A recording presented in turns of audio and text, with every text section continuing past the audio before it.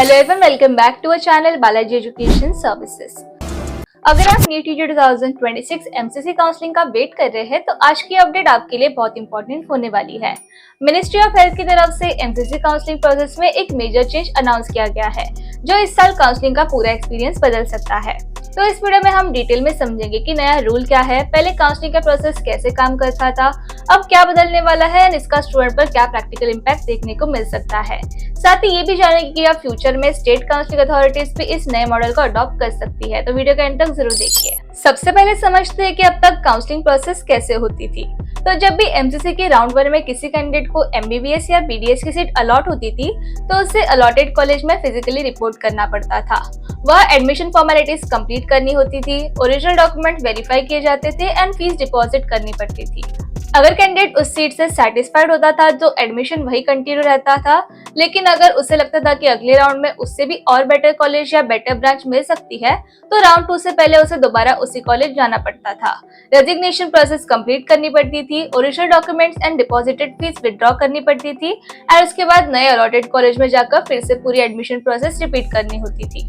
इस वजह से काउंसलिंग के दौरान स्टूडेंट एंड पेरेंट्स को काफी travelling, extra expenses and time management की प्रॉब्लम फेस करनी पड़ती थी। अब 2026 सेशन के लिए इसी प्रोसेस में सबसे बड़ा चेंज इंट्रोड्यूस किया गया है। मिनिस्ट्री ऑफ हेल्थ के लेटेस्ट अनाउंसमेंट के अकॉर्डिंग एमसीसी काउंसलिंग में फिजिकल रिपोर्टिंग की रिक्वायरमेंट खत्म की जा रही है एंड रिपोर्टिंग प्रोसेस को ऑनलाइन मोड में शिफ्ट किया जा रहा है। इसका मतलब है कि अलॉटेड सीट एक्सेप्ट करने के बाद डॉक्यूमेंट सबमिशन एंड एडमिशन से जुड़ी काफी फॉर्मेलिटीज ऑनलाइन कंप्लीट की जा सकेगी। सिर्फ रिपोर्टिंग ही नहीं, अगर किसी कैंडिडेट को अलॉटेड सीट डिजाइन करनी है या अपग्रेड के लिए सीट छोड़नी है तो रेजिग्नेशन प्रोसेस भी ऑनलाइन अवेलेबल होगा, यानी सिर्फ रेजिग्नेशन के लिए अलॉटेड कॉलेज तक ट्रैवल करने की जरूरत नहीं पड़ेगी। ये चेंज स्टूडेंट के लिए काफी कन्वीनियंट हो सकता है। हर साल बहुत से कैंडिडेट को दूसरे स्टेट या काफी रिमोट लोकेशन वाले कॉलेजेस अलॉट होते हैं। कई बार रिपोर्टिंग के लिए ट्रेन टिकट्स अवेलेबल नहीं होती, फ्लाइट्स काफी एक्सपेंसिव हो जाती है एंड सिर्फ डॉक्यूमेंट सबमिट या रेजिग्नेशन के लिए बार बार ट्रैवल करना पड़ता है। अब online reporting and online resignation की वजह से काउंसलिंग प्रोसेस पहले के कंपैरिजन में काफी स्मूथ हो सकती है। इससे कैंडिडेट्स अपनी करंट सीट को सिक्योर रखते हुए अगले राउंड्स में अपग्रेड का ऑप्शन भी ज्यादा कॉन्फिडेंटली यूज कर पाएंगे। इस नए सिस्टम का काउंसलिंग टाइम्स पर भी इफेक्ट देखने को मिल सकता है। पहले कई स्टूडेंट सिर्फ ट्रैवलिंग एंड डॉक्यूमेंटेशन की दिक्कत की वजह से सीट रिजाइन कर देते थे, लेकिन अब जब रिपोर्टिंग एंड रेजिग्नेशन दोनों ऑनलाइन होंगे तो काफी कैंडिडेट सेफ्टी के लिए अपनी अलॉटेड सीट होल्ड पर प्रेफर कर सकते हैं जब तक उन्हें अगले राउंड में बेटर ऑप्शन ना मिल जाए। इसी वजह से काउंसलिंग के डिफरेंट राउंड्स में seat movement and cut off trends पर भी कुछ चेंजेस देखने को मिल सकते हैं। अब बात करते हैं कि अगर फ्यूचर में इसी मॉडल को स्टेट काउंसलिंग अथॉरिटीज भी अडॉप्ट करती है तो स्टूडेंट को क्या फायदा हो सकता है। हर साल काउंसलिंग के दौरान हजारों कैंडिडेट्स को सिर्फ रिपोर्टिंग एंड रेजिग्नेशन के लिए एक स्टेट से दूसरे स्टेट ट्रैवल करना पड़ता है। कई बार रिपोर्टिंग डेट्स फेस्टिवल सीजन के आसपास होती है, जिसकी वजह से ट्रेन टिकट्स मिलना मुश्किल हो जाता है एंड फ्लाइट्स भी काफी महंगी हो जाती है। ऐसे में सिर्फ एडमिशन फॉर्मेलिटीज कंप्लीट करने के लिए स्टूडेंट्स एंड पेरेंट्स को एक्स्ट्रा टाइम एंड पैसा दोनों स्पेंड करना पड़ता था।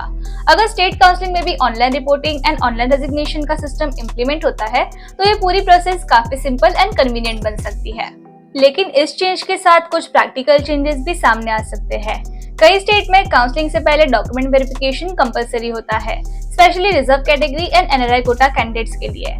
इस वेरिफिकेशन का पर्पस होता है कि जेन्युइन कैंडिडेट्स की एलिजिबिलिटी पहले ही कंफर्म हो जाए एंड काउंसलिंग के दौरान किसी तरह की प्रॉब्लम ना आए।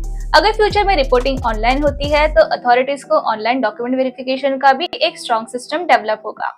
फिलहाल इस प्रोसेस को लेकर डिटेल गाइडलाइंस रिलीज नहीं हुई है, इसलिए इसके बारे में ऑफिशियल ब्रोशर आने के बाद ही कंप्लीट क्लैरिटी मिलेगी। इस अपडेट के साथ personal with benchmark disabilities candidate के लिए भी एक इम्पोर्टेंट अनाउंसमेंट की गई है। पहले डिसेबिलिटी असेसमेंट एंड सर्टिफिकेशन के लिए देश भर में 32 डेजिग्नेटेड बोर्ड्स अवेलेबल थे। अब इस सेंटर्स के नंबर्स बढ़कर 62 असेसमेंट बोर्ड्स कर दी गई है।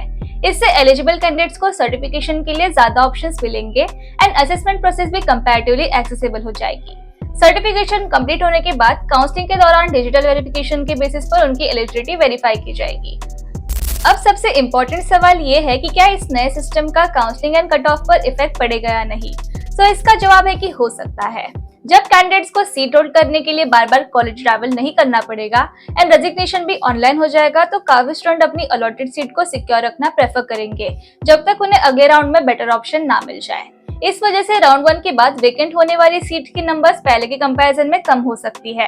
हालांकि ये सिर्फ एक एक्सपेक्टेड पॉसिबिलिटी है एक्चुअल इम्पैक्ट काउंसलिंग स्टार्ट होने के बाद ही क्लियरली समझ में आएगा।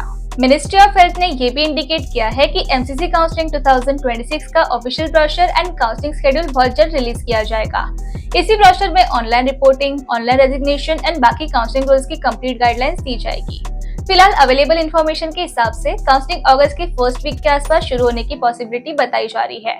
एमसीसी काउंसलिंग शेड्यूल रिलीज होने के बाद अलग अलग स्टेट भी अपनी counselling dates and notification gradually announce करना शुरू कर सकते हैं। सो ओवरऑल देखा जाए तो ये अपडेट स्टूडेंट के लिए काफी पॉजिटिव मानी जा सकती है। फिजिकल रिपोर्टिंग एंड रेजिग्नेशन को ऑनलाइन मोड में शिफ्ट करने से unnecessary travelling, extra expenses and बार-बार डॉक्यूमेंट्स एंड फीस ट्रांसफर करने की दिक्कत काफी हद तक कम हो सकती है। हाँ, ये इस नए सिस्टम का एक्चुअल इम्पैक्ट काउंसलिंग के दौरान ही देखने को मिलेगा, लेकिन फिलहाल ये चेंज काउंसलिंग प्रोसेस को और ज्यादा कन्वीनियंट एंड स्टूडेंट फ्रेंडली बनाने की डायरेक्शन में एक बड़ा स्टेप माना जा रहा है। जैसे ही ऑफिशियल ब्रोशर रिलीज होगा एंड नए रूल्स की कंप्लीट डिटेल्स सामने आएगी, तब काउंसलिंग स्ट्रेटेजी को उसके अकॉर्डिंग एंड एक्यूरेटली प्लान किया जा सकेगा। तो आज के इस अपडेट के लिए इतना ही। नेक्स्ट वीडियो के लिए चैनल को सब्सक्राइब जरूर कीजिए एंड वीडियो अच्छा लगा तो do like, comment and share. I see you next video. Thank you.